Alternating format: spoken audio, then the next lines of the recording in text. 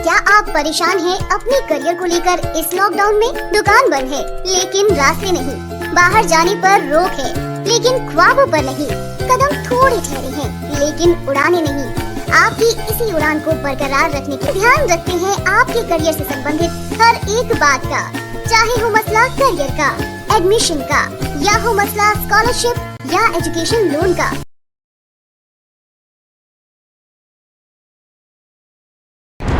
हिंदू सेना ने बवाल काटा और गाजीपुर नाम की पट्टी पर कालिक को दिया। साथ ही हिंदू सेना ने धमकी दी कि दिल्ली सरकार सभी सड़कों के नाम से मुस्लिम आक्रमणकारियों के नाम हटाए नहीं तो उसके कार्यकर्ता बदलेंगे सड़कों के नाम। कांग्रेस ने बढ़ती महंगाई के खिलाफ 7 जुलाई को एक देशव्यापी आंदोलन कार्यक्रम शुरू किया जो 17 जुलाई तक जारी रहेगा। पेट्रोल डीजल की बढ़ती कीमतों के लिए अरविंद केजरीवाल सरकार ने केंद्र के टैक्स बढ़ाने के फैसले को जिम्मेदार ठहराया।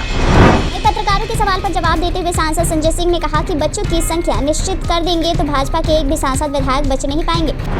इधर सीएम योगी ने नई जनसंख्या नीति का ऐलान कर दिया तो उधर समाजवादी पार्टी के सांसद सफीकुर रहमान बर्क ने जनसंख्या नियंत्रण के मसले पर एक विवादित बयान दे दिया और कहा कि ये कानून कुदरत से टकराने वाला होगा और इससे कोई लाभ नहीं होगा।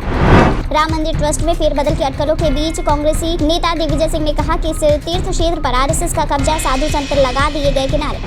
उत्तर प्रदेश में कोरोना संक्रमण के नियंत्रण को देखते हुए रात्रिकालीन कर्फ्यू का समय अब रात 10 बजे से सुबह 6 बजे तक कर दिया गया है। दरअसल लगातार उत्तर प्रदेश में कोरोना महामारी की दूसरी लहर की स्थिति नियंत्रण में है। रेलवे ने जयपुर, जोधपुर, अजमेर और बीकानेर मंडलों की 44 पैसेंजर और डीएमयू ट्रेनों में साधारण टिकट से यात्रा करने की छूट दे दी है। प्रदेश की 44 ट्रेनों में से जयपुर के लिए 7 ट्रेनें।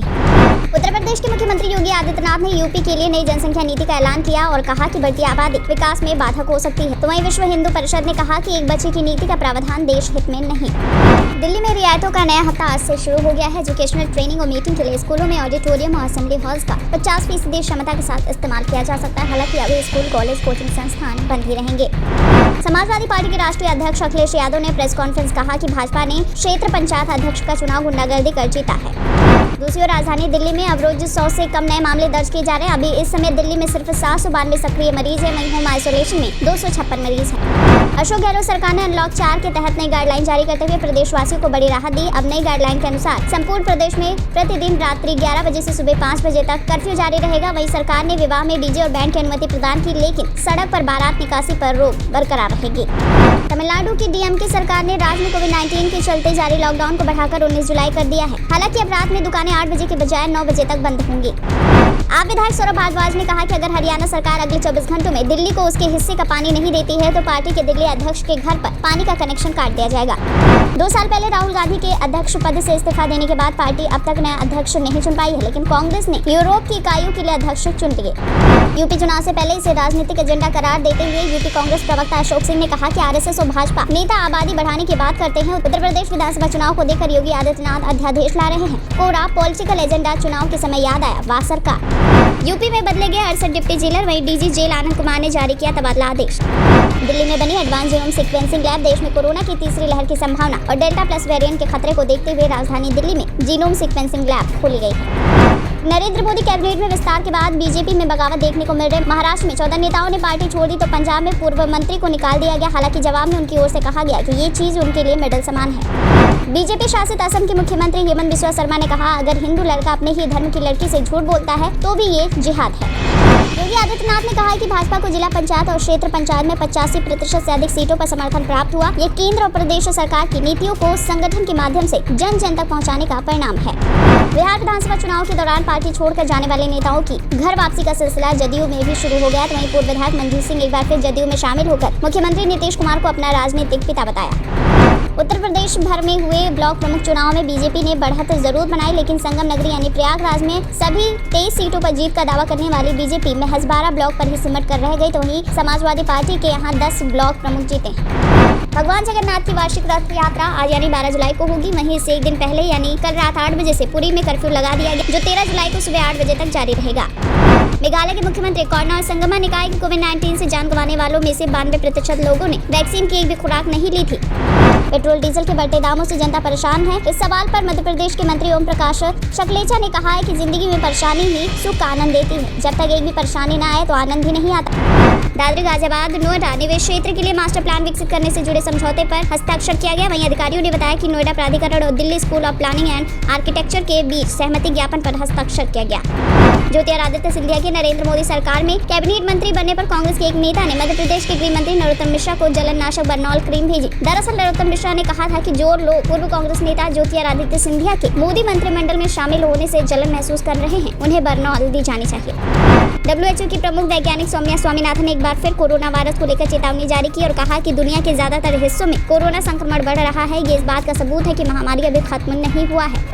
दूसरी ओर बांग्लादेश में समुद्र का बढ़ता जलस्तर वहां कई महिलाओं को सेक्स वर्कर बनाने पर मजबूर कर रहा है। यहाँ की महिलाओं ने बताया कि एक छोटे से तूफान से भी उनके घरों में अक्सर पानी से बाढ़ आ जाता है और घरों को बचाए रखने की कोशिश में उन्हें कर्ज लेना पड़ता है, जिसके चलते उन्हें ये काम करना पड़ता है। ब्राजील में पियर्सिंग फैशन के चक्कर में एक 15 साल की छात्रा की मौत हो गई। दरअसल 15 साल की इजाबेल डी सूसा की घर पर ही आंखों के ऊपर भौवें छिदवाने से मौत हुई। केंद्रीय गृह सचिव अजीत भल्ला ने हिल स्टेशनों और अन्य पर्यटन स्थलों पर कोविड-19 प्रोटोकॉल नहीं अपनाए जाने के मामलों पर कहा कि महामारी की दूसरी लहर अभी पूरी तरह समाप्त नहीं हुई है। अगस्त और सितंबर के बीच में कोरोना की तीसरी लहर आ सकती है।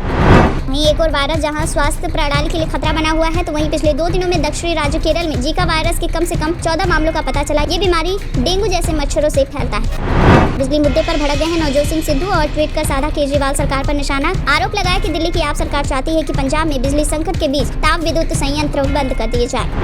माइक्रो ब्लॉगिंग साइट ट्विटर ने भारत में विनय प्रकाश को शिकायत निवारण अधिकारी नियुक्त किया है। श्रीलंका खेमे में कोरोना की एंट्री की वजह से भारत और श्रीलंका के बीच वनडे सीरीज अब 13 जुलाई से शुरू नहीं होगी, अब 18 जुलाई से इसकी शुरुआत होगी। भारतीय मूल की एरोनॉटिकल इंजीनियर सिरिशा बांदला अंतरिक्ष की उड़ान भर चुकी हैं। कल्पना चावला, सुनीता विलियम्स के बाद सिरिशा अंतरिक्ष में उड़ान भरने वाली भारतीय मूल की तीसरी महिला बन गई हैं। सुलीडीज ऐप पर कमर्शियल महिला पायलट की तस्वीर आई, जिस पर शिकायत पर नोएडा पुलिस ने दर्ज की है FIR। बता दें, सुल्ली शब्द मुस्लिम महिलाओं की बदनामी के मकसद से इस्तेमाल किया जाता है।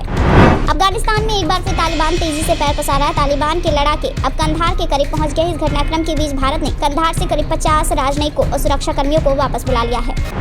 17 से 21 जुलाई तक श्रद्धालुओं के लिए खुलेगा सबरीमाला मंदिर। मंदिर में प्रवेश की इजाजत केवल उन्हीं को दी जाएगी जिनकी RT-PCR रिपोर्ट नेगेटिव होगी। राजस्थान में नई शिक्षा नीति के तहत CBCS को यूनिवर्सिटीज और कॉलेजों में लागू करने की तैयारी की जा रही। भर्तियों में UG PG में एक ही विषय की बाध्यता करके अभ्यर्थियों के लिए रोड़ा अटकाया जा रहा है। क्रोएशिया के 2 गाँव में जनवरी से अब तक 100 से ज्यादा गड्ढे बन गए हैं। कुछ सूखे हैं तो कुछ में पानी भरे। इससे क्रोएशिया के वैज्ञानिक हैरान है और परेशान भी। उन्हें समझ में नहीं आ रहा है कि क्या ये दोनों गाँव जमीन में धंसने वाले हैं या फिर कोई प्राकृतिक अजूबा है।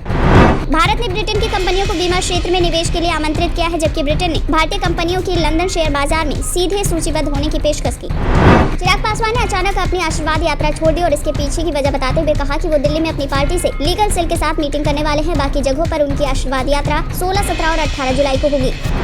महाराष्ट्र में कोरोना के बढ़ते मामले को देखते हुए CM उद्धव ठाकरे द्वारा लगाए गए सख्त लॉकडाउन का असर जमीनी स्तर पर दिखने लगा है। वहीं एक रिपोर्ट के मुताबिक कोविड-19 रोगियों को समर्पित अस्पताल के लगभग 85% बेड राजधानी मुंबई में खाली पड़े हैं। कुत्ते के साथ क्रूरता का वीडियो सामने आने के बाद मेनका गांधी ने बंद कर दिया है अपना एनिमल सेंटर। ये निर्णय पिछले दिनों वहां इलाज के दौरान एक कुत्ते पर की गई क्रूरता के वीडियो वायरल होने के बाद लिया गया। उत्तराखंड में भारी बारिश के चलते जनजीवन प्रभावित हुआ। लंबे अंतराल के बाद एक बार फिर बारिश के चलते पहाड़ों पर भूस्खलन शुरू हो गया। वहीं भूस्खलन के चलते बद्रीनाथ राष्ट्रीय राजमार्ग 58 3 जगहों पर से बंद हो गया है। तालिबान चीन को दोस्त की तरह देख रहा है और तालिबान को उम्मीद है कि चीन अफगानिस्तान में विकास कार्यों के लिए मदद करेगा।